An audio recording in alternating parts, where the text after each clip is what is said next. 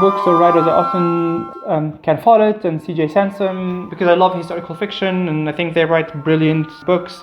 One that I particularly appreciated last year was Lamentation, which I think was book 7 in the Shardlake series. And that's just a masterful piece of historical fiction, honestly. It's usually investigative fiction, so there's always a murder somewhere.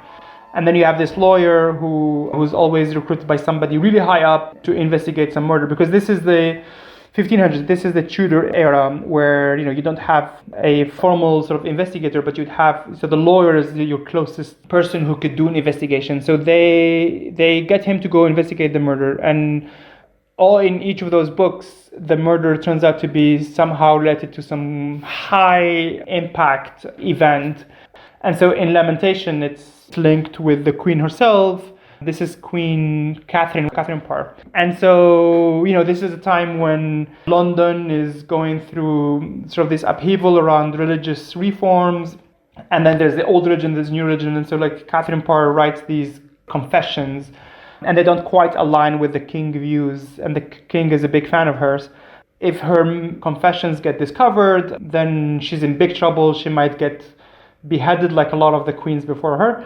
So it's really high stakes that we're talking about. And so Matthew Shardlake steps in and he goes to investigate the murder. And in each of those stories, you have these fantastic characters, and he does a really good job of mixing between. You don't only, because it's not just the high life of the castle and the princes and the balls and the gowns. There's much less of that and much more of the common life. He describes the beggars and the people on the streets and the poor people, and he goes into the houses of everyone.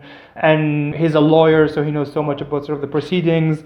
To me, it's a very engaging and captivating account where you can I think it really brings back life in London, sort of almost in full motion, in a way that you're walking through the streets, you're taking the boat through the river, and it's a thriller. Honestly, it's a page turner, because every once in a while there's something going on.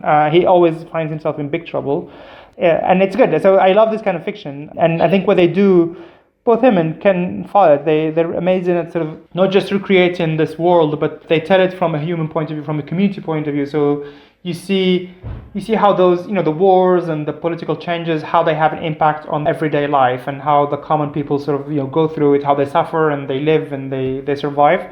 And I think that's what makes it fascinating, because I think that's sort of the impact that's the difference between a history book and historical fiction, is you get to live with the people, you get to have a human experience and connect with the stories at a personal level. And I love that.